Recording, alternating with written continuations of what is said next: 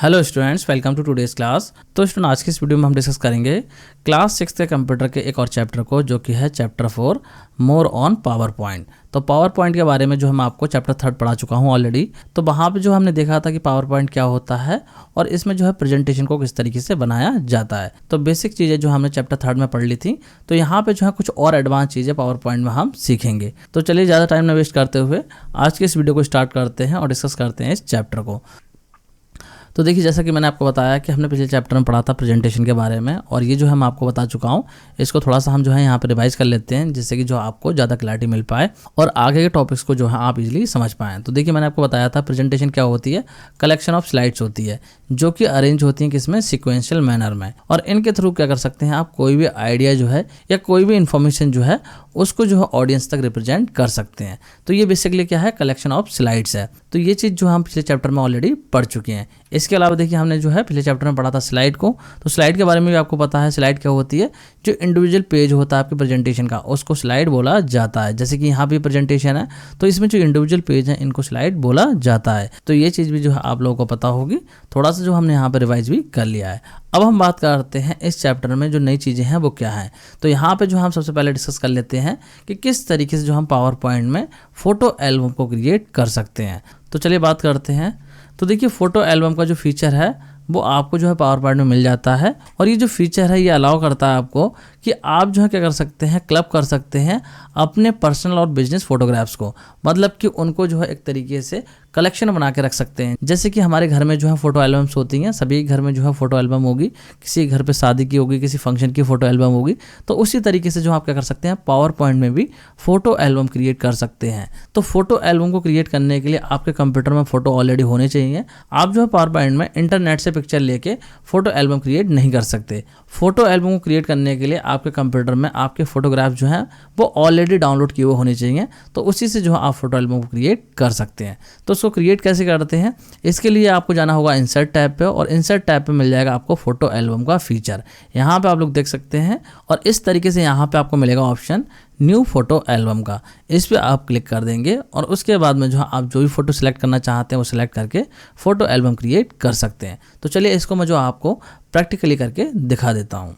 तो इसको देखिए, जो मैं आपको पावर पॉइंट में करके दिखा देता हूँ। हालांकि यहाँ पे जो मैं यूज़ कर रहा हूँ प्रेजेंटेशन, ये भी पावर पॉइंट में ही चल रही है, लेकिन इसको मैं डिस्टर्ब करना नहीं चाहता हूँ। तो मैं जो है आपको दूसरी प्रेजेंटेशन में इस काम को करके दिखाऊंगा। तो यहाँ पे देखिए, मैंने जो है अपनी दूसरी प्रेजेंटेशन को ओपन कर लिया है, और यहाँ पे मैं जो है आपको दिखाऊंगा कि किस तरीके से आप फोटो एल्बम को क्रिएट कर सकते हैं। तो देखिए, फोटो एल्बम को क्रिएट करने के लिए आपको जाना होगा इंसर्ट टैब पे। तो यहाँ पे हम क्लिक कर देते हैं, और इसके बाद में देखिए यहाँ पर आ रहा है फोटो एल्बम। तो इस ऑप्शन पे जो हमें क्लिक करना है, जैसे क्लिक करेंगे तो यहाँ पे आ जाएगा न्यू फोटो एल्बम, और इस पे हम क्लिक कर देंगे। जैसे क्लिक करेंगे तो यहाँ पे जो है इस तरीके से आपके सामने जो है ये डायलॉग बॉक्स खुल जाएगा, और यहाँ पे जब आप देखेंगे तो यहाँ पे देखिए लिख के आ रहा है फाइल डिस्क। मतलब कि जो आपके कंप्यूटर में फोटोग्राफ्स हैं उनको आप यहाँ से सेलेक्ट कर सकते हैं। तो किस तरीके से करेंगे, देखिए यहाँ पे जो मैं क्लिक करूंगा इस फाइल डिस्क वाले ऑप्शन पे, तो यहाँ पे हम क्लिक कर देंगे।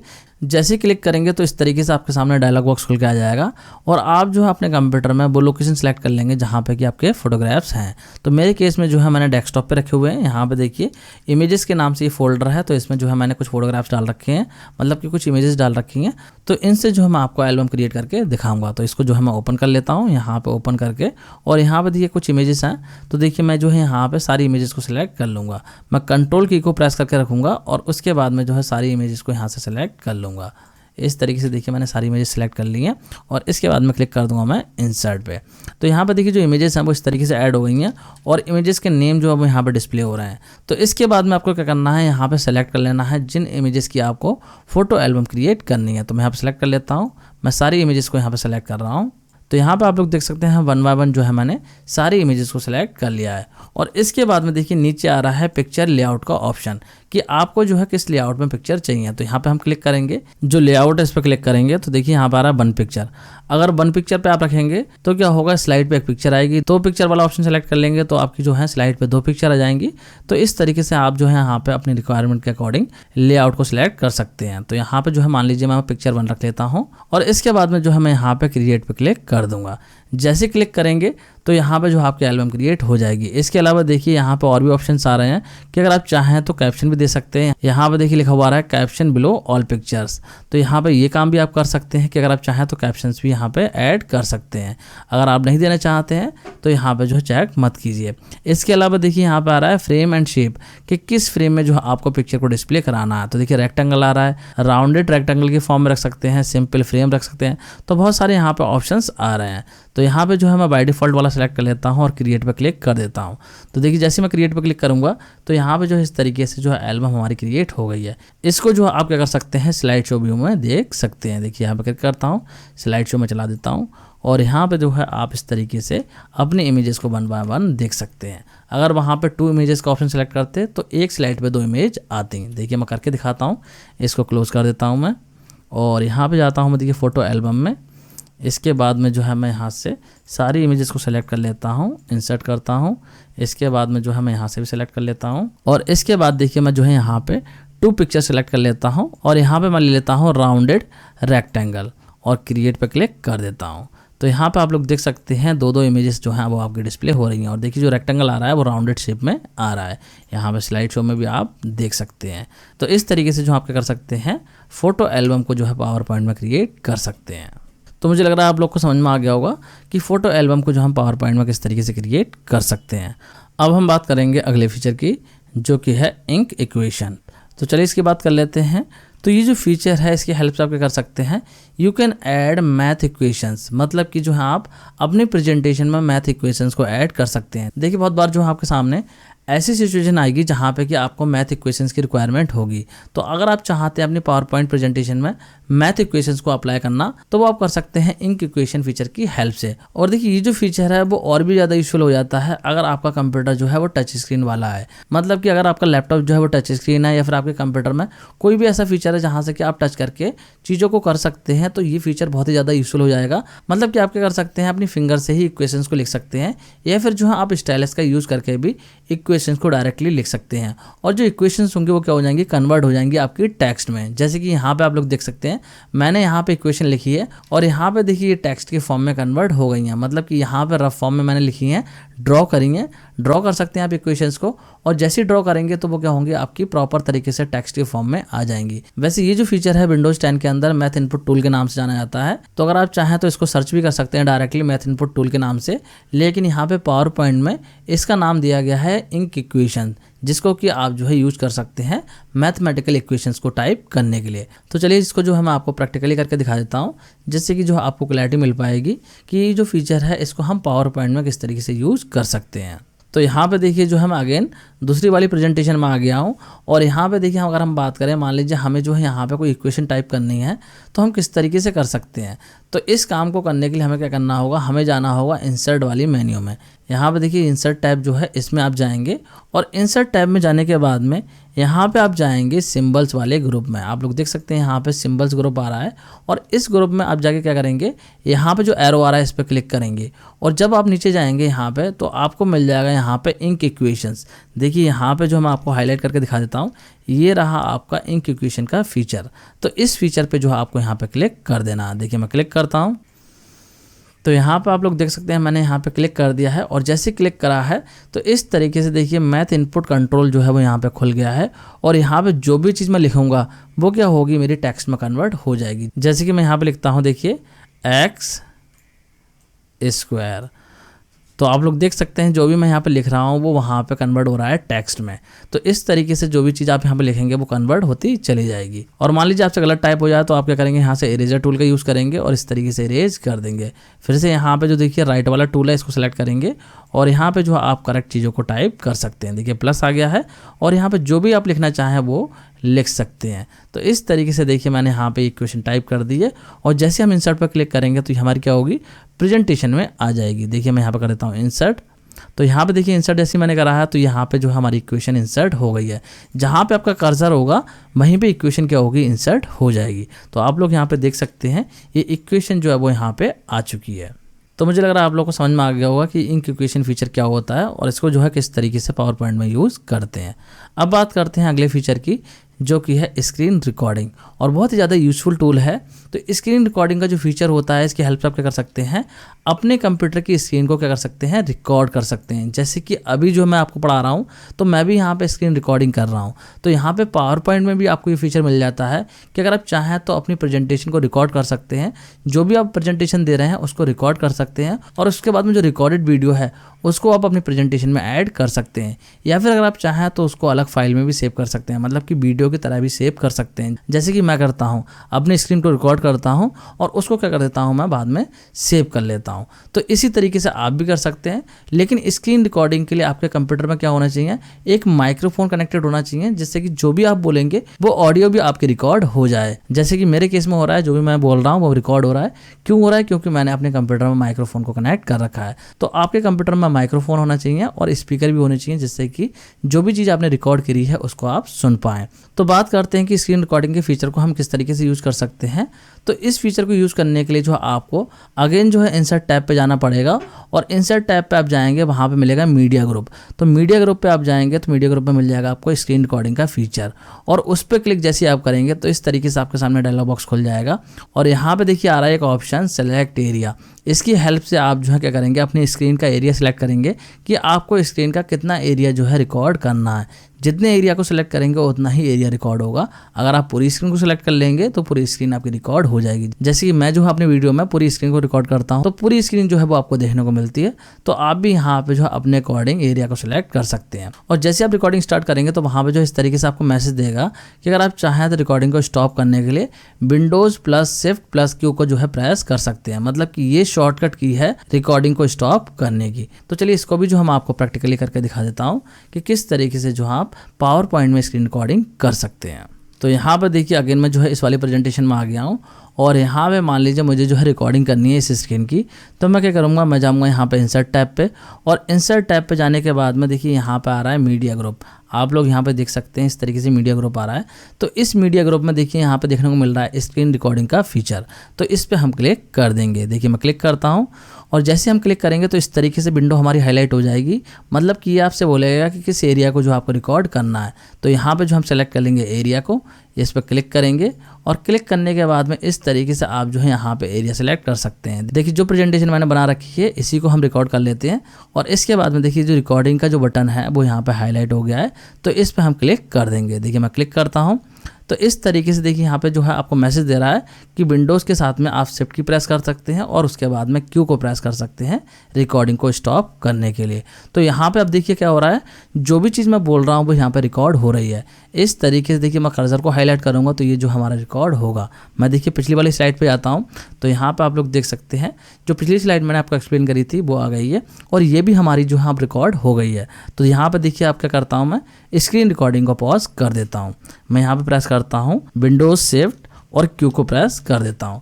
तो यहाँ पे देखिए जो प्रेजेंटेशन थी हमारी जिसमें हमने रिकॉर्डिंग करी थी वो ओपन हो गई है, और यहाँ पे जो भी चीज़ हमने रिकॉर्ड करी थी वो यहाँ पे आ गई है। इसको अगर आप चाहें तो प्ले भी करके देख सकते हैं। देखिए जो मैं यहाँ पे इसको प्ले करता हूँ, विंडोज़ के साथ में आप शिफ्ट की प्रेस कर सकते हैं, और उसके बाद में क्यू को प्रेस कर सकते हैं रिकॉर्डिंग को स्टॉप करने के लिए। तो यहाँ पे अब देखिए क्या हो रहा है, जो भी चीज़ मैं बोल रहा हूँ वो यहाँ पे रिकॉर्ड हो रही है। इस तरीके से देखिए मैं कर्सर को हाईलाइट करूँगा तो ये जो हमारा रिकॉर्ड होगा। मैं देखिए पिछली वाली स्लाइड पे आता हूँ, तो यहाँ पे आप लोग देख सकते हैं। तो देखिए जो भी चीज़ मैंने रिकॉर्ड करी थी वो यहाँ पे रिकॉर्ड हो गई है, मतलब कि जो वीडियो है वो हमारी यहाँ पे आ चुकी है। और इसको अगर आप चाहें तो सेव भी कर सकते हैं। सेव करने के लिए आपको क्या करना होगा, देखिए यहाँ पे आ गया प्लेबैक का ऑप्शन, मतलब कि प्लेबैक का एक टैब आ गया है, इस पर क्लिक कीजिए, और यहाँ पे देखिए आ रहा है सेव मीडिया एज। और इसके बाद में जहाँ पे भी अपने कंप्यूटर में इस मीडिया को सेव करना चाहते हैं वो एरिया सेलेक्ट कर सकते हैं। जैसे कि मैं कर लेता हूँ डेस्कटॉप, और यहाँ पे मैं नाम दे देता हूँ इसका रिकॉर्डिंग 1। इस तरीके से मैंने रिकॉर्डिंग 1 दे दिया, और सेव पे यहाँ पे हम क्लिक कर देते हैं। तो इस तरीके से जो हमारी वीडियो है वो वहाँ पे सेव हो गई है। देखिए मैं आपको डेस्कटॉप पे दिखा भी देता हूँ। तो यहाँ पे आप लोग देख सकते हैं डेस्कटॉप पे वीडियो आ गई है। इसको अगर मैं प्ले करूँगा तो आप लोग यहाँ पे देख सकते हैं, प्रेस कर सकते हैं, और उसके बाद में क्यू को प्रेस कर सकते हैं। तो आप लोग देख सकते हैं यहाँ पे जो वीडियो है वो प्ले हो गई है। तो मुझे लग रहा है आप लोगों को समझ में आ चुका होगा कि स्क्रीन रिकॉर्डिंग का फीचर क्या होता है, और किस तरीके से जो आप पावर पॉइंट में स्क्रीन रिकॉर्डिंग कर सकते हैं। अब बात करते हैं अगले फीचर की, जो कि है कमेंट्स।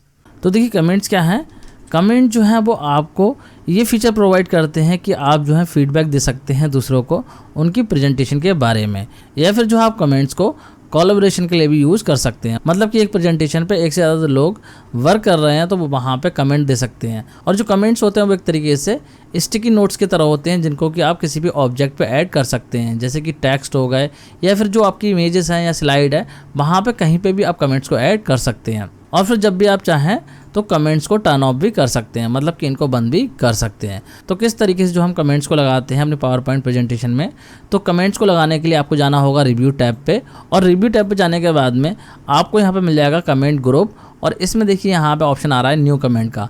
तो इस पर क्लिक करके जो है आप न्यू कमेंट को ऐड कर सकते हैं। फिर इस तरीके से जो आपके सामने डायलॉग बॉक्स आ जाएगा और यहाँ पे जो भी कमेंट आप लिखना चाहते हैं वो टाइप कर सकते हैं। और अगर आपकी प्रेजेंटेशन में ऑलरेडी कमेंट्स लगे हुए हैं तो उनको देखने के लिए आप क्या कर सकते हैं, आप जो है शो कमेंट्स वाले ऑप्शन पर क्लिक कर सकते हैं, जो कि रिव्यू टैब में यहाँ पे इस तरीके से दे रखा होता है। तो इस पे जैसे आप क्लिक करेंगे तो जितने भी कमेंट्स लगे हुए होंगे वो सारे के सारे आपको डिस्प्ले हो जाएंगे। तो चलिए इसको मैं आपको प्रैक्टिकली करके दिखा देता हूँ कि किस तरीके से जो हम प्रेजेंटेशन में कमेंट्स को ऐड कर सकते हैं। तो यहाँ पे देखिए जो है मैं दूसरी वाली प्रेजेंटेशन में आ गया हूँ, और जो हमने स्क्रीन रिकॉर्डिंग करी थी इसको मैं डिलीट कर देता हूँ, मतलब कि जो वीडियो है इसको मैंने डिलीट कर दिया। अब जो है मान लीजिए मैं यहाँ पे कमेंट को ऐड करना चाहता हूँ, तो यहाँ पे मैं कमेंट को ऐड कर सकता हूँ। किस तरीके से करेंगे, तो कमेंट को ऐड करने के लिए क्या करना होगा, आपको जाना होगा रिव्यू टैब पे, और यहाँ पे देखिए इस तरीके से कमेंट ग्रुप आ गया है, और यहाँ पे आप लोगों को देखने को मिल जाएगा न्यू कमेंट का ऑप्शन। इस पर आपको क्लिक कर देना है। देखिए मैं क्लिक करता हूँ तो मान लीजिए मुझे जो है यहाँ पे इस पार्ट पर कमेंट लगाना है, तो मैं यहाँ पर कर दूँगा क्लिक।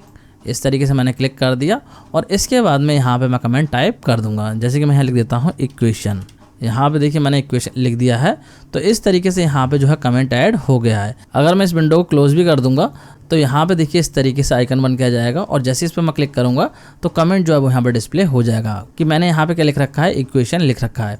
इसी तरीके से मान लीजिए इस वाले पार्ट पे जो है मुझे यहाँ कमेंट ऐड करना है, तो इसको मैं सिलेक्ट कर लूँगा, और अगर आप चाहें तो बिना सेलेक्ट किए हुए भी क्या कर सकते हैं, कमेंट को ऐड कर सकते हैं। बस आपको क्या करना होगा, जस्ट यहाँ पे क्लिक कर देना है, और इसके बाद में जो है आपको फिर से यहाँ पे न्यू कमेंट को सिलेक्ट कर लेना है। इसके अलावा देखिए यहाँ पे भी न्यू कमेंट का ऑप्शन आ रहा है, तो यहाँ से भी आप क्या कर सकते हैं, न्यू कमेंट को सिलेक्ट कर सकते हैं। तो देखिए मैं क्लिक करता हूँ और इसके बाद में देखिए दूसरा कमेंट मैं यहाँ पे टाइप कर देता हूँ। सपोज कि यहाँ पे मैं लिख देता हूँ टेक्स्ट, ये मैंने लिख दिया। आप जो भी कमेंट देना चाहते हैं वो लिख देंगे। अभी जो है मैं आपको समझाने के लिए इस तरीके से यहाँ पर टेक्स्ट लिख दे रहा हूँ।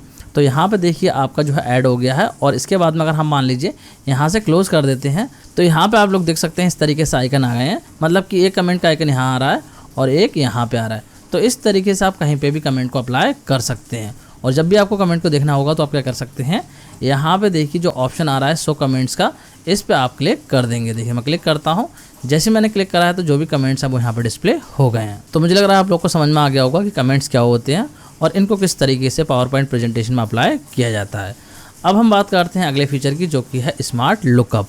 तो स्मार्ट लुकअप फीचर की अगर हम बात करें तो स्मार्ट लुकअप जो फीचर होता है इसकी हेल्प से आप क्या कर सकते हैं, फाइंड कर सकते हैं इन्फॉर्मेशन किसी भी सेलेक्टेड वर्ड या फिर फ्रेज के बारे में।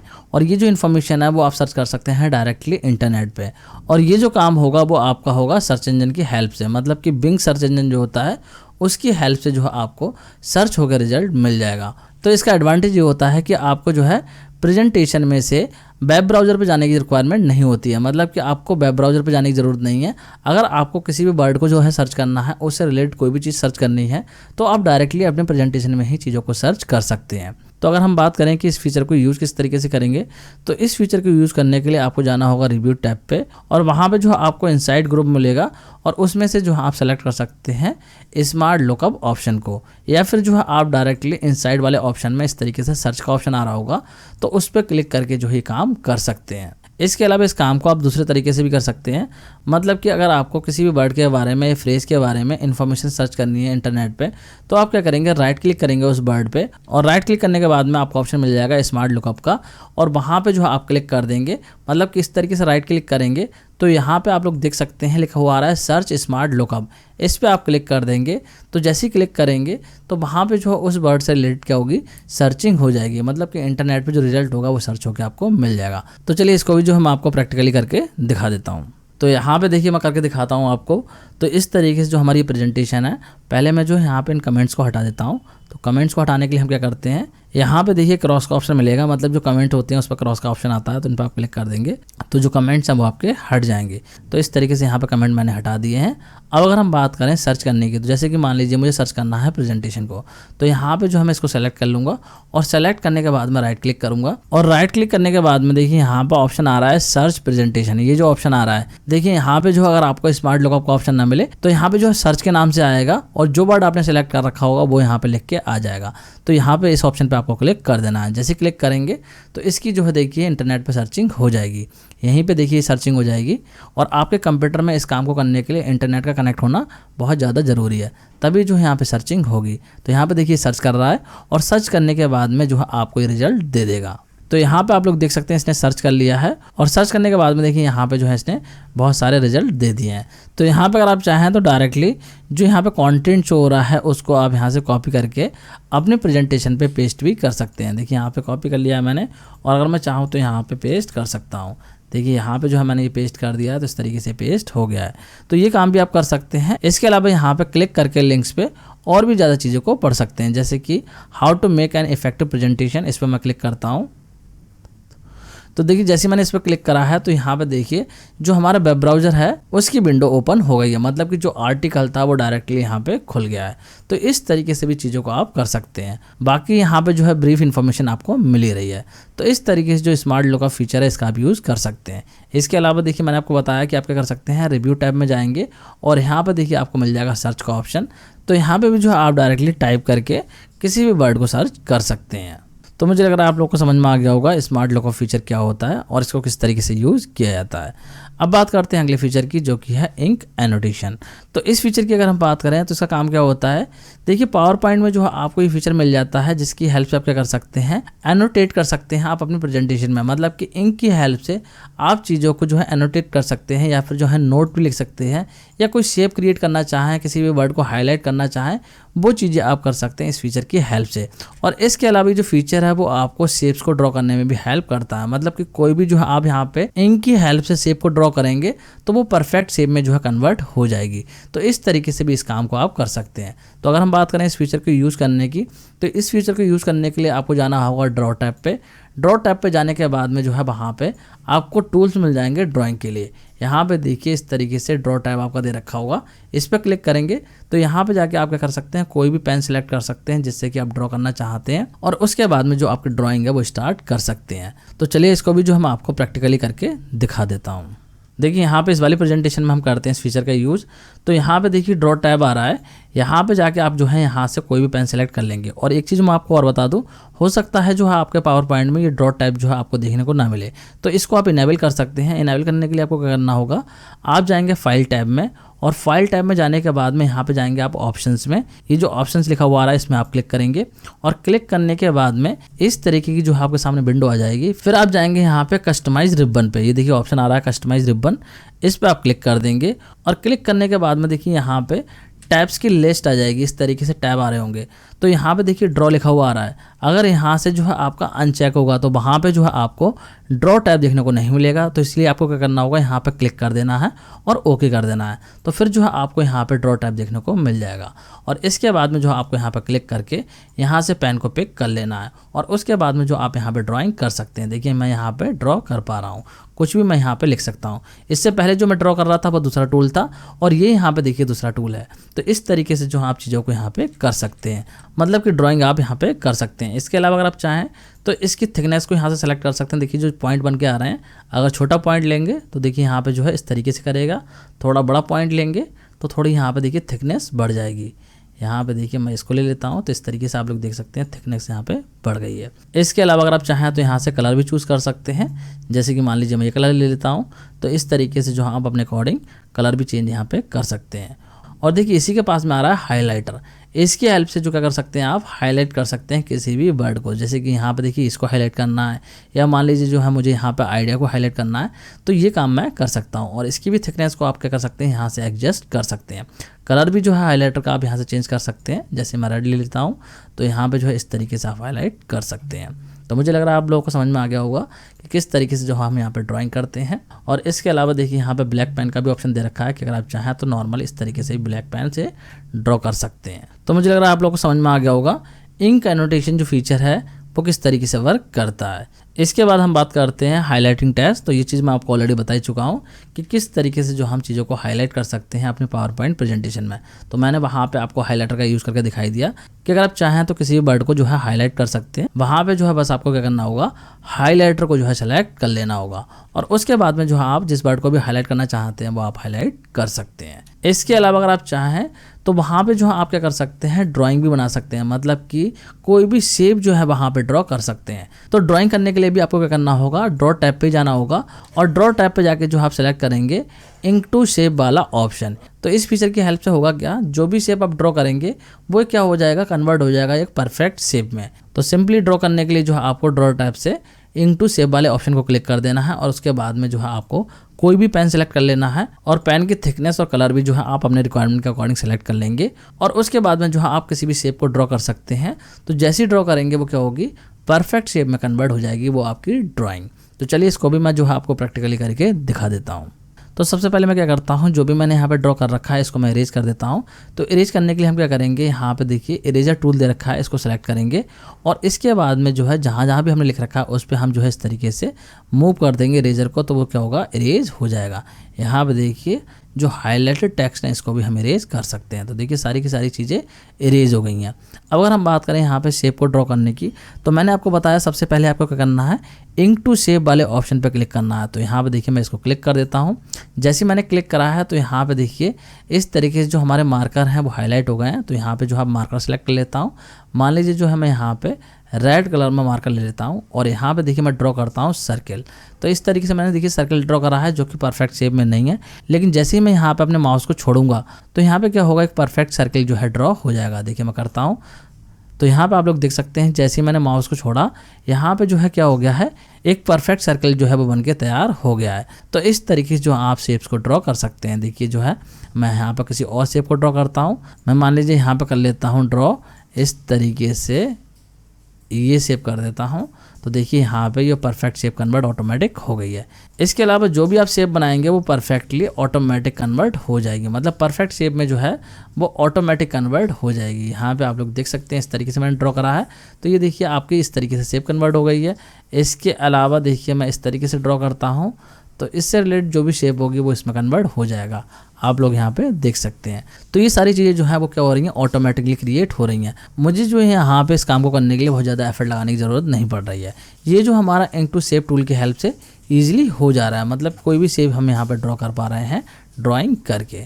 तो मुझे लग रहा है आप लोग को समझ में आ गया होगा किस तरीके से जो आप ड्राइंग कर सकते हैं, मतलब कि किसी भी शेप को ड्रॉ कर सकते हैं by using ink to shape tool. अब बात करते हैं अगले फीचर की, जो कि है डिलीटिंग एनोटेशन। तो एनोटेशन को मान लीजिए आपको डिलीट करना है, तो मैं आपको ऑलरेडी बता ही चुका हूँ कि आप क्या कर सकते हैं, बस आपको इरेजर टूल का यूज़ करना होगा।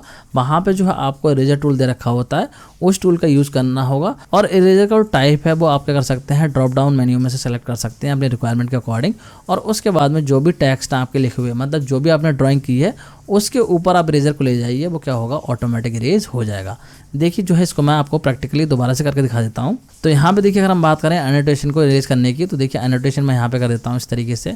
ये मान लीजिए मैंने एनोटेशन कर रखी है इस तरीके से और इनको मुझे इरेज करना है। तो इरेज करने के लिए मैं क्या करूँगा, यहाँ से इरेजर टूल को सिलेक्ट करूँगा और इरेजर देखिए बहुत सारे टाइप की दे रखी हैं, तो आप जो है अपने रिक्वायरमेंट के अकॉर्डिंग यहाँ से इरेजर सेलेक्ट कर लेंगे और उसके बाद में जो है आप क्या करेंगे, यहाँ पे जो है इस तरीके से इरेजर को मूव करेंगे तो ये जो है आपका इरेज कर देगा। देखिए मैंने स्मॉल लिया है तो इस तरीके से मीडियम इरेजर ले लिए, तो देखिए इस तरीके से इरेज कर रहा है। तो मुझे लग रहा है आप लोगों को ये भी समझ में आ गया होगा किस तरीके से एनोटेशंस को हम डिलीट करते हैं पावर पॉइंट में। अब बात करते हैं कि हम जो है लेसो टूल का यूज़ करके किस तरीके से जो ऑब्जेक्ट्स हैं उनको सेलेक्ट कर सकते हैं। जो भी हमने ऑब्जेक्ट बनाए हैं उसको अगर हम सेलेक्ट करना चाहते हैं, ड्रैग करना चाहते हैं, तो वो हम कर सकते हैं लेसो टूल का यूज़ करके। और ये लेसो टूल भी जो है आपको मिल जाता है कहाँ पे, ड्रॉ टैब पे ही मिल जाता है। यहाँ पे अगर आप ऑब्जर्व करेंगे तो लेसो सेलेक्ट का नाम से देखिए टूल आ रहा है, इस पे जो है आप क्लिक करके किसी भी ऑब्जेक्ट को सिलेक्ट कर सकते हैं। तो ये आपको यही फैसिलिटी देता है कि इसकी हेल्प से आप क्या कर सकते हैं, किसी भी ड्रॉ ऑब्जेक्ट को क्या कर सकते हैं, सेलेक्ट कर सकते हैं। तो इसको सेलेक्ट करने के लिए मैंने आपको बता ही दिया कि आपको जो है ड्रॉ टैब पे जाना है और वहाँ से लेसो टूल को सिलेक्ट आपको कर लेना है। और इसके बाद में क्या करना है, जिस ऑब्जेक्ट को भी आपको सिलेक्ट करना है उसके ऊपर जाके आपको कर देना है इनसर्किल कर देना है, मतलब कि एक तरीके से उसको पूरा कवर कर लेना है। जैसे कि यहाँ पे मैंने कर रखा है, देखिए यहाँ पे अगर आप ऑब्जर्व करेंगे तो ड्रॉ किया हुआ है इस तरीके से। तो यही काम आपको वहाँ पे करना है। अगर आप लोगों को कन्फ्यूजन हो रहा है, मतलब कि सही से नहीं दिख पा रहा है, तो इसको मैं यहाँ पे प्रैक्टिकली भी करके दिखा देता हूँ। तो देखिए यहाँ पे करते हैं, तो मान लीजिए जो हम यहाँ पे कोई भी चीज़ ड्रॉ कर देते हैं, जैसे कि मैं मान लीजिए लिख देता हूँ यहाँ पे x² + y², ये मैंने लिख दिया। अब इसको मान लीजिए जो है मुझे सेलेक्ट करना है, तो मैं क्या करूँगा, यहाँ पे ड्रॉ टैब पे जाऊँगा और यहाँ से सेलेक्ट कर लूँगा लेसो टूल को। और इसके बाद में जो है मैं यहाँ पे इस तरीके से सर्किल कर दूंगा उतने पार्ट पे जितने को भी मुझे सेलेक्ट करना है। जैसे कि मुझे x² को सिलेक्ट करना है, तो मैंने इतने पार्ट पे क्या कर दिया है, सर्किल कर दिया है। तो यहाँ पे आप लोग देख सकते हैं ये यहाँ पे। और अब जो है मैं इसको मूव कर सकता हूँ कहीं पे भी, मतलब कि इस लोकेशन पे लेकर जाना चाहूँ तो यहाँ पे ले जा सकता हूँ। इसके अलावा देखिए मुझे जो यहाँ पे प्लस को सिलेक्ट करना है, तो मैं क्या करूँगा, फिर से यहाँ पे इसके ऊपर इस तरीके से सर्किल ड्रॉ कर दूंगा और इसके बाद में इसको भी मैं यहाँ पे उठा के ले जा सकता हूँ। मान लीजिए यहाँ पे जो है रखना चाहता हूँ, तो यहाँ पे मैं इस तरीके से रख सकता हूँ। तो इस तरीके से क्या कर सकते हैं, आप लेसो टूल का यूज़ करके ऑब्जेक्ट को सिलेक्ट कर सकते हैं। तो मुझे लग रहा है आप लोग को समझ में आ गया होगा कि लेसो टूल का यूज़ करके पावर पॉइंट में जो हम किस तरीके से ऑब्जेक्ट को सिलेक्ट करते हैं और उनको अगर हम चाहें तो दूसरी जगह पे ले जा सकते हैं। अब बात करते हैं अगले फीचर की। तो अगला फीचर है स्लाइड जूम फीचर। और इस फीचर की अगर हम बात करें तो ये जो फीचर है वो आपको पावर पॉइंट 2019 में मिल जाता है, जिससे कि आपको एक बेटर कंट्रोल मिलता है अपनी प्रेजेंटेशन पे। और ये आपको क्या हेल्प करता है, ये आपको अलाउ करता है कि आप क्या कर सकते हैं, स्लाइड्स को नेविगेट कर सकते हैं, मतलब कि स्लाइड के बीच में जो आप नेविगेट कर सकते हैं किसी भी ऑर्डर में। और इस काम को आप अपनी प्रेजेंटेशन के फ्लो को बिना इंटरप्ट किए हुए कर सकते हैं, मतलब कि वहाँ पे कोई भी इंटरप्शन आपको देखने को नहीं मिलेगा आपकी प्रेजेंटेशन में। ईजिली आप ये काम कर सकते हैं। तो पावर पॉइंट 2019 जो है वो आपको 3 डिफरेंट टाइप के जो है जूम प्रोवाइड करता है, जिसमें कि पहला है स्लाइड जूम, दूसरा है समरी जूम और तीसरा है सेक्शन जूम। ये 3 टाइप के जूम आपको देखने को मिल जाते हैं। और अगर हम बात करें इस फीचर को यूज़ करने की कि आप इसको यूज़ किस तरीके से करेंगे, तो इस फीचर को यूज़ करने के लिए आपको जाना होगा इंसर्ट टैब पे, और इंसर्ट टैब पे आपको मिल जाएगा लिंक ग्रुप। और इस लिंक ग्रुप पे जो है आपको देखने को मिल जाएगा जूम बटन। इस बटन पर क्लिक करके आप क्या कर सकते हैं, इस फीचर का यूज़ कर सकते हैं। एग्जाम्पल के तौर पे देखिए मैंने यहाँ पे लिंक ग्रुप का जो है स्क्रीनशॉट लगा दिया है। तो यहाँ पे देखिए क्या दे रखा है, जूम बटन दे रखा है। इसका यूज़ करके आप क्या कर सकते हैं, जूम फीचर को अपनी स्लाइड में लगा सकते हैं, मतलब कि अपनी प्रेजेंटेशन में इम्प्लीमेंट कर सकते हैं। तो चलिए इसको मैं आपको प्रैक्टिकली भी करके दिखा देता हूँ। तो देखिए यहाँ पे करते हैं। तो सबसे पहले जो है मैं यहाँ पे जितने भी एनोटेशन लगा रखे हैं इनको हटा देता हूँ। मैं यहाँ पे देखिए सेलेक्ट करके डिलीट कर देता हूँ इनको। देखिए जो मैंने यहाँ से सारी ड्राइंग जो है हटा दी है। अब हम यहाँ पे बात करते हैं कि जूम स्लाइड जो फीचर है उसको किस तरीके से यूज़ करेंगे। तो इस फीचर को यूज़ करने के लिए आपको क्या करना होगा, इंसर्ट टैब पे जाना होगा। और इंसर्ट टैब पे देखिए यहाँ पे आ रहा है आपका लिंक ग्रुप। अगर आप यहाँ पे ध्यान से देखेंगे तो लिंक ग्रुप आपको मिल जाएगा।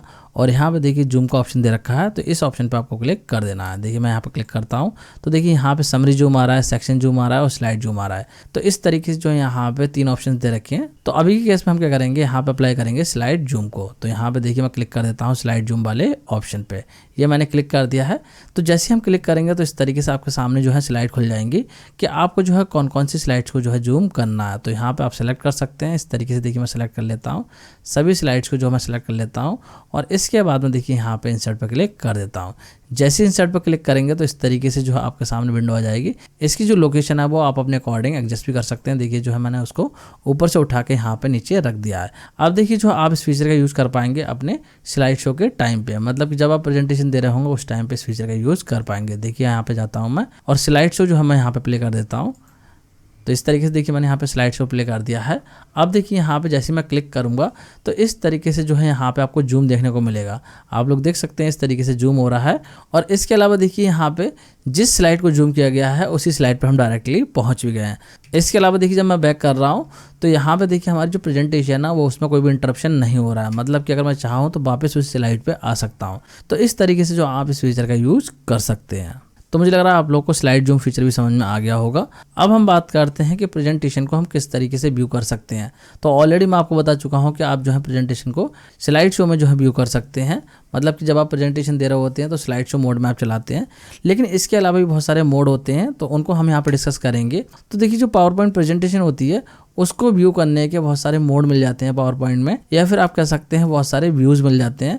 तो अगर हम बात करें कि पावर पॉइंट 2019 आपको कौन कौन से व्यू प्रोवाइड करता है, तो यहाँ पे देखिए होता है नॉर्मल व्यू, इसके अलावा होता है स्लाइड शॉर्टर व्यू, नेक्स्ट है स्लाइड शो व्यू। इसके अलावा जो है और भी व्यूज होते हैं, तो अपने रिक्वायरमेंट के अकॉर्डिंग या फिर जो आप टास्क कर रहे हैं उसके अकॉर्डिंग आप जो है किसी भी व्यू में प्रेजेंटेशन को देख सकते हैं।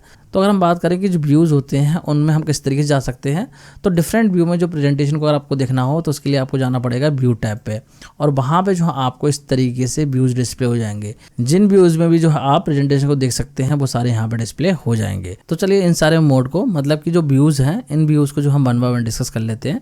सबसे पहले हम यहाँ पे डिस्कस करेंगे नॉर्मल व्यू को। तो नॉर्मल व्यू की अगर हम बात करें तो इस व्यू का जो यूज़ किया जाता है वो किया जाता है एडिटिंग करने के लिए। मतलब कि जब आप प्रेजेंटेशन क्रिएट कर रहे होते हैं या फिर आप कह सकते हैं स्लाइड को डिजाइन कर रहे होते हैं, तो वो आप कर रहे होते हैं नॉर्मल व्यू में। और ये जो व्यू है ये आपका 3 पार्ट्स में डिवाइडेड होता है। इसमें पहला पार्ट होता है स्लाइड पेन, दूसरा होता है नोट्स पेन, और तीसरा होता है स्लाइड नेविगेशन पेन। जैसे कि एग्जाम्पल के तौर पर आप लोग देख सकते हैं, ये एग्जाम्पल है नॉर्मल व्यू का। तो जब भी हम प्रेजेंटेशन क्रिएट कर रहे होते हैं वो हम नॉर्मल व्यू में ही क्रिएट कर रहे होते हैं। तो यहाँ पे अगर हम बात करें स्लाइड नेविगेशन पैन की, तो यहाँ पे देखिए ये जो एरिया आ रहा होता है ये होता है आपका स्लाइड नेविगेशन पैन। और इसके अलावा अगर हम बात करें स्लाइड पैन की, तो देखिए यहाँ पे जो एरिया होता है, जो स्लाइड वाला एरिया होता है, इसको बोला जाता है स्लाइड पैन। और इसके अलावा देखिए यहाँ पे जो नीचे लिख के आ रहा होता है नोट्स, इस तरीके से यहाँ पे लिख के आ रहा होता है नोट्स, तो ये एरिया जो होता है वो होता है नोट्स पैन। यहाँ पे देखिए मैंने गलती से स्लाइड नेविगेशन पैन लिख दिया है, मतलब कि यहाँ पे जो बॉक्स है इसको मैंने कॉपी पेस्ट करा है, तो गलती से यहाँ पे स्लाइड नेविगेशन पैन आ गया है। यहाँ पे आप लोग सही कर लेना, यहाँ पे लिख लेना आप नोट्स पैन, तो यहाँ आ जाएगा आपका नोट्स पैन। तो इस तरीके से 3 पार्ट होते हैं इस नॉर्मल व्यू के, जिसमें कि नॉर्मली हम क्या करते हैं, प्रेजेंटेशन को क्रिएट करते हैं। नेक्स्ट व्यू की बात करते हैं, तो नेक्स्ट व्यू होता है आउटलाइन व्यू। तो इस व्यू की अगर हम बात करें तो ये जो व्यू है वो डिस्प्ले करता है सिर्फ और सिर्फ टेक्स्ट को, जो भी स्लाइड के टेक्स्ट होते हैं उनको डिस्प्ले करता है। और ये कहाँ पे डिस्प्ले करता है, इन द आउटलाइन पैन। एक आउटलाइन पैन होता है जहाँ पे कि सिर्फ और सिर्फ एक टेक्स्ट को डिस्प्ले करता है जो भी आपके स्लाइड पे होते हैं। तो इस व्यू में आप क्या कर सकते हैं, क्विकली एडिट कर सकते हैं टेक्स्ट को, और साथ साथ जो है सारे स्लाइड का जो कंटेंट है वो आप एक बार में देख सकते हैं। तो इस आउटलाइन व्यू की अगर हम बात करें तो उसका मेनली यूज होता है आउटलाइंस को क्रिएट करने के लिए, या फिर आप इसका यूज कर सकते हैं स्टोरी बोर्ड को क्रिएट करने के लिए। मतलब कि जो आपकी प्रेजेंटेशन है उसके लिए अगर आपको स्टोरी बोर्ड वगैरह क्रिएट करना है तो वो आप कर सकते हैं आउटलाइन व्यू में। तो ये जो व्यू है वो कुछ इस तरीके से दिखता है। अब देखिए इन सब व्यूज को जो मैं आपको पावर पॉइंट में प्रैक्टिकली करके दिखा दूंगा कि कैसे कैसे ये व्यू दिखते हैं। नेक्स्ट व्यू की अगर हम बात करें तो नेक्स्ट व्यू होता है स्लाइड शॉर्टर व्यू। और इस व्यू की अगर हम बात करें तो इस व्यू में क्या होता है, इस व्यू में जो स्लाइड होती हैं वो आपकी मिनिएचर फॉर्म में डिस्प्ले होती हैं। मतलब कि ये जो व्यू है वो आपको एक मिनिएचर व्यू देता है, जिससे कि जो प्रेजेंटेशन में आपकी स्लाइड्स होती हैं, जितनी भी स्लाइड्स हैं, उनको आप हॉरिजॉन्टली सीक्वेंस में देख सके, मतलब कि थंबनेल की फॉर्म में देख सके। यहाँ पे एग्जाम्पल में आप लोग देख सकते हैं इस तरीके से जो आप यहाँ पे प्रेजेंटेशन को देख सकते हैं, मतलब कि थंबनेल बन के आ जाएंगे प्रेजेंटेशंस के, और सारी प्रेजेंटेशंस को आप एक ही बार में देख सकते हैं। मतलब कि अप डाउन करके जो है पेजेस को देख सकते हैं, एक बार में जो है आपको काफ़ी सारी स्लाइड्स देखने को मिल जाएंगी। इसके अलावा जो स्लाइड शॉर्टर व्यू होता है ये आपका जो सीक्वेंस होता है स्लाइड्स का उसको चेंज करने में भी बहुत ज़्यादा यूज़फुल हो जाता है। मतलब कि कह सकते हैं बहुत ही ज़्यादा हेल्पफुल रहता है अगर आपको जो स्लाइड्स हैं उनका सीक्वेंस चेंज करना है कि कौन सी स्लाइड पहले आएगी कौन सी बाद में आएगी, तो ये काम बहुत ईजिली आप कर सकते हैं स्लाइड शॉर्टर व्यू में। और इसके अलावा जो आप यहाँ पे किसी भी स्लाइड को इंसर्ट कर सकते हैं या फिर डिलीट कर सकते हैं, या फिर जो है अगर आप चाहें तो ट्रांजिशन या फिर टाइमिंग को भी सेट कर सकते हैं अपने स्लाइड शो में। तो ये काम बहुत इजीली आपका यहाँ पे हो जाता है स्लाइड शॉर्टर व्यू में। तो मुझे लग रहा है आप लोगों को समझ में आ चुका होगा कि स्लाइड शॉर्टर व्यू क्या होता है। बाकी इसको मैं प्रैक्टिकली करके अभी आपको दिखाऊंगा। अब बात करते हैं अगली व्यू की। तो अगला व्यू है नोट्स पेज व्यू। और इस व्यू की अगर हम बात करें तो इस व्यू में जो है आप क्या कर सकते हैं, जो नोट्स होते हैं उनको प्रिंट कर सकते हैं, या फिर जो है आप अपने प्रेजेंटेशन में नोट्स को ऐड कर सकते हैं और उनको जो है ऑडियंस को डिस्प्ले करा सकते हैं। तो इस तरीके से इस व्यू में जो है आप नोट्स को ऐड कर सकते हैं और उन नोट्स को जो है आप अपने प्रेजेंटेशन के टाइम पे यूज़ कर सकते हैं। तो ये जो व्यू है वो कुछ इस तरीके से डिस्प्ले होता है। इसके अलावा जो नेक्स्ट व्यू है दैट इज़ रीडिंग व्यू। और इस व्यू की अगर हम बात करें तो इस व्यू में जो आप अपनी प्रेजेंटेशन को स्लाइड शो व्यू में देख सकते हैं। मतलब कि जो आपकी प्रेजेंटेशन होगी वो पूरी विंडो में फिट हो जाएगी, और वहाँ पे जो आपको कुछ बटन देखने को मिलेंगे जो कि होंगे बॉटम के राइट कॉर्नर पे। यहाँ पे आप लोग देख सकते हैं ये जो हमारा रीडिंग व्यू है, और यहाँ पे जो है कुछ बटन दे रखे होते हैं जिससे कि आप अपनी प्रेजेंटेशन में नेविगेट कर सकते हैं, या फिर जो है अदर व्यूज़ में आप जो है स्विच कर सकते हैं अपनी प्रेजेंटेशन को। तो इस तरीके से ये जो व्यू होता है मेनली रीडिंग पर्पज़ के लिए होता है कि अगर आपको प्रेजेंटेशन को रीड करना है तो इस व्यू में जो है आप रीड कर सकते हैं। अब बात करते हैं अगले व्यू की, जो कि है स्लाइड शो व्यू। और स्लाइड शो व्यू क्या होता है? स्लाइड शो व्यू को हम यूज़ करते हैं उस कंडीशन में जब जो हमें प्रेजेंटेशन को ऑडियंस को डिस्प्ले करना होता है, मतलब कि ऑडियंस को जो है डिलीवर करनी होती है प्रेजेंटेशन, तो हम क्या करते हैं, स्लाइड शो को ऑन कर लेते हैं। और वहाँ पे क्या होता है, जो आपकी स्लाइड्स होती हैं वो 1 बाय 1 फुल स्क्रीन पे जो है डिस्प्ले होती हैं। तो यहाँ पे जो व्यू आप देख रहे हैं ये भी एक तरीके का स्लाइड शो व्यू है। यहाँ पे देखिए आपको फुल स्क्रीन में जो स्लाइड्स हैं वो देखने को मिल रही हैं। तो इस तरीके से मैं आपको पढ़ा रहा हूँ। तो इसी तरीके से आप क्या करेंगे, अपने ऑडियंस को जब प्रेजेंटेशन देंगे तो वहाँ पे क्या करेंगे, आप अपनी प्रेजेंटेशन को स्लाइड शो व्यू में ओपन कर लेंगे और फुल स्क्रीन पर आपकी प्रेजेंटेशन ओपन हो जाएगी। तो फिर वहाँ पे चीज़ों को आप एक्सप्लेन कर सकते हैं। तो मुझे लग रहा है आप लोग को सारे व्यू समझ में आ गए होंगे। तो चलिए इनको मैं आपको प्रैक्टिकली भी करके दिखा देता हूँ कि इन व्यूज़ को जो हम किस तरीके से यूज़ कर सकते हैं। तो देखिए यहाँ पे जो है मैंने ये वाली प्रेजेंटेशन ओपन कर ली है कि किस तरीके से जो आप डिफरेंट व्यू में स्विच कर सकते हैं। तो देखिए यहाँ पे आप जाएंगे व्यू टैब में, ये रहा व्यू टैब, और इसमें जाएंगे तो देखिए इसमें आ रहा है नॉर्मल व्यू। तो नॉर्मल व्यू पर अगर आप क्लिक करेंगे तो यही व्यू रहेगा, क्योंकि जो पहले से व्यू आ रहा होता है ये होता है हमारा नॉर्मल व्यू।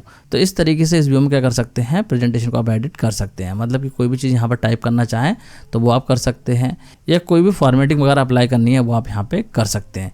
इसके अलावा अगर हम बात करें दूसरे व्यू की, तो देखिए आ रहा है आउटलाइन व्यू। इस पर क्लिक कर देंगे तो देखिए इस तरीके से ये आउटलाइन व्यू जो है वो यहाँ पे आ गया है। इसके अलावा देखिए पास में आ रहा है स्लाइड शॉर्टर व्यू। इस पर क्लिक करेंगे तो देखिए इस तरीके की जो स्लाइड्स हैं वो आपकी मिनिएचर फॉर्म में आ जाएंगी। देखिए इस प्रेजेंटेशन में 4 स्लाइड्स हैं, तो 4 स्लाइड जो है वो यहाँ पे डिस्प्ले हो रही हैं। अगर आपकी प्रेजेंटेशन में ज़्यादा स्लाइड्स होंगी तो वो इसके नीचे डिस्प्ले हो जाएंगी। मतलब कि यहाँ पे जो एरिया आ रहा है इसमें जो है सारे स्लाइड डिस्प्ले हो जाएंगी। इसके अलावा बात करें अगर हम नोट पेज व्यू की, तो यहाँ पे क्लिक कर देते हैं। देखिए आ रहा है नोट्स पेज व्यू। तो यहाँ पे देखिए ये आपका प्रेजेंटेशन वाला पार्ट है और ये है नोट वाला पार्ट। यहाँ पे अगर आप चाहें तो कुछ भी नोट ऐड कर सकते हैं। इसके अलावा अगर हम बात करें रीडिंग व्यू की, देखिए इसमें मैं क्लिक करता हूँ तो देखिए ये जो है आपका आ गया है रीडिंग व्यू, और इसमें जो है आप प्रेजेंटेशन को अपने रीड कर सकते हैं। और जैसा कि मैंने आपको बताया कि यहाँ पे बॉटम पे राइट साइड में आपके कुछ बटन दे रखे होते हैं, तो यहाँ से जो है आप दूसरे व्यू में भी स्विच कर सकते हैं। जैसे कि मान लीजिए मुझे स्लाइड शॉर्टर व्यू में जाना है तो मैं यहाँ पे क्लिक कर दूंगा, तो यहाँ पे देखिए दोबारा से मैं स्लाइड शॉर्टर व्यू में आ गया हूँ। इसके अलावा अगर हम बात करें स्लाइड शो व्यू की, तो वो मिल जाता है आपको यहाँ पे स्लाइड शो वाले बटन पे, और यहाँ पे देखिए आ रहा है ऑप्शन फ्रॉम बिगनिंग। मतलब कि बिगनिंग से अगर आपको प्रेजेंटेशन को स्टार्ट करना है तो आप करेंगे सेलेक्ट फ्रॉम बिगनिंग, और जिस स्लाइड पे आप करंटली उस स्लाइड से अगर आपको स्लाइड शो को स्टार्ट करना है तो आप सिलेक्ट कर लेंगे यहाँ पे इस वाले ऑप्शन को, जहाँ पे लिखा हुआ आ रहा है फ्रॉम करंट स्लाइड। जैसे कि मान लीजिए मैं इस वाली स्लाइड को सिलेक्ट कर लेता हूँ। देखिए यहाँ पे जो मैंने स्लाइड सेलेक्ट कर ली है, और इसके बाद में देखिए मैं कर देता हूँ करंट स्लाइड। तो देखिए करंट स्लाइड से जो हमारा स्लाइड शो स्टार्ट हो गया है। इसके अलावा अगर मैं करूँगा फ्रॉम बिगनिंग, तो देखिए स्टार्टिंग वाली स्लाइड से जो है यहाँ पे स्लाइड शो स्टार्ट हो गया है। तो मुझे लग रहा है आप लोगों को सारे व्यूज़ समझ में आ गए होंगे, और इनको किस तरीके से पावर पॉइंट में यूज़ करते हैं ये भी चीज़ आपको क्लियर होगी। अब बात करते हैं कि अगर हमें जो है एनोटेशंस को यूज़ करना हो ड्यूरिंग स्लाइड शो तो वो हम किस तरीके से कर सकते हैं। तो देखिए कई बार जो हमें स्लाइड शो के टाइम पे कुछ चीज़ों को एनोटेट करने की रिक्वायरमेंट हो सकती है। मतलब कि कोई चीज़ अंडरलाइन करनी है या किसी वर्ड को हाईलाइट करना है, तो उस केस में जो हम किस तरीके से इंक एनोटेशन को यूज़ कर सकते हैं वही चीज़ हम यहाँ पे देखेंगे। तो देखिए पावर पॉइंट में जो है आपको ये फीचर मिल जाता है कि अगर आप चाहें तो जिस टाइम पे आप अपने प्रेजेंटेशन को ऑडियंस को डिलीवर कर रहे हैं उसी टाइम पे आप क्या कर सकते हैं, वर्ड्स को एम्फसाइज कर सकते हैं। मतलब कि स्लाइड शो व्यू जो है वो भी आपको प्रोवाइड करता है बहुत सारे ऑप्शन, जिससे कि आप अपने प्रेजेंटेशन को एनोटेट कर सकते हैं। कोई टेक्स्ट है, कोई पिक्चर है, उसको आप एनोटेट कर सकते हैं। जैसे कि यहाँ पे एग्जांपल के तौर पे आप लोग देख सकते हैं कि एनोटेट किया गया है ड्यूरिंग स्लाइड शो। तो किस तरीके से करेंगे, तो देखिए स्लाइड शो के टाइम पे अगर आपको एनोटेशन करनी है तो सिंपली आपको करना क्या है, राइट क्लिक करना है आपको। मतलब स्लाइड में कहीं पे भी आप क्या करेंगे, राइट क्लिक कर देंगे, और उसके बाद में जो है वहाँ पे आपको पॉइंटर ऑप्शंस देखने को मिलेगा। तो इन्हीं ऑप्शंस में आपको जाना है और वहाँ पे जाके आपको कोई भी पेन या फिर हाइलाइटर को सिलेक्ट कर लेना है, जो भी आप सिलेक्ट करना चाहते हैं। और अगर आप चाहें तो वहाँ से कलर भी चेंज कर सकते हैं। मतलब जिस कलर का भी आप हाइलाइटर यूज़ करना चाहें वो कलर भी वहीं से पिक कर सकते हैं। एग्जाम्पल के तौर पे आप लोग यहाँ पे स्क्रीनशॉट में देख सकते हैं।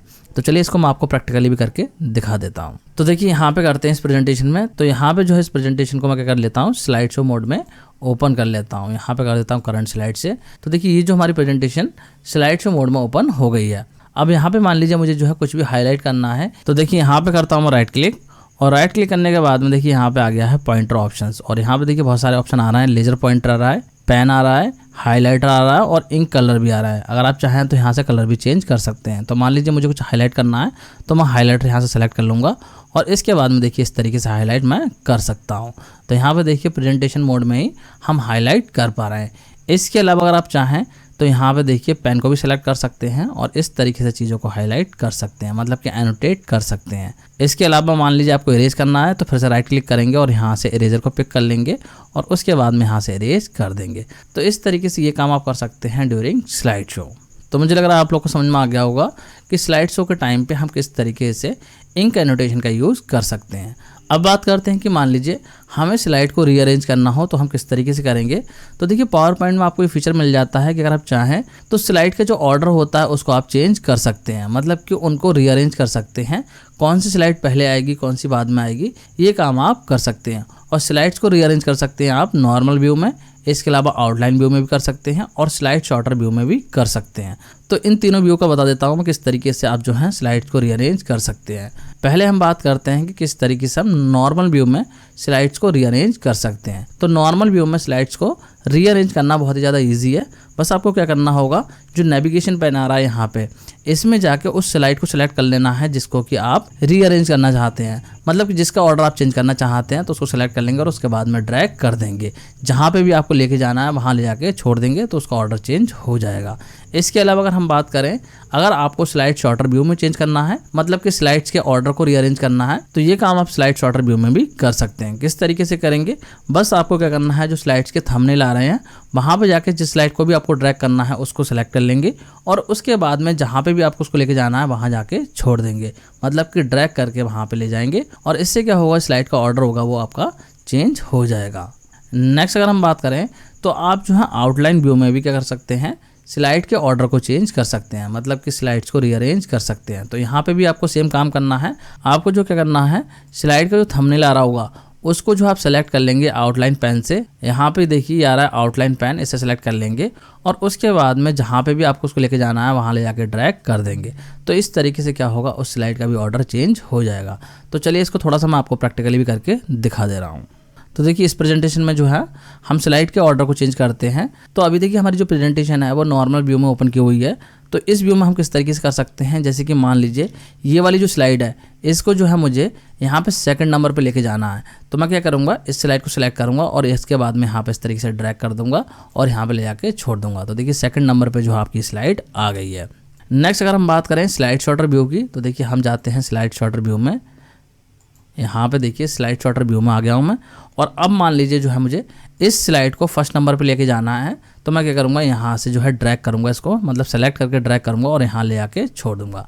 तो इस तरीके से देखिए इस स्लाइड का ऑर्डर चेंज हो गया है। नेक्स्ट हम बात करते हैं आउटलाइन व्यू की। तो देखिए यहाँ पे जो है आउटलाइन व्यू में चले जाते हैं और यहाँ पे देखिए इस तरीके से हमारी स्लाइड आ रही है। और इसके अलावा आप लोग यहाँ पे ऑब्जर्व करेंगे तो ये आउटलाइन पेन आ रहा है। तो यहाँ से मान लीजिए मुझे जो है लास्ट में लेके जाना है इस स्लाइड को, तो मैं क्या करूँगा, यहाँ सेलेक्ट करूँगा और इसके बाद मैं लास्ट में ले जाके छोड़ दूंगा।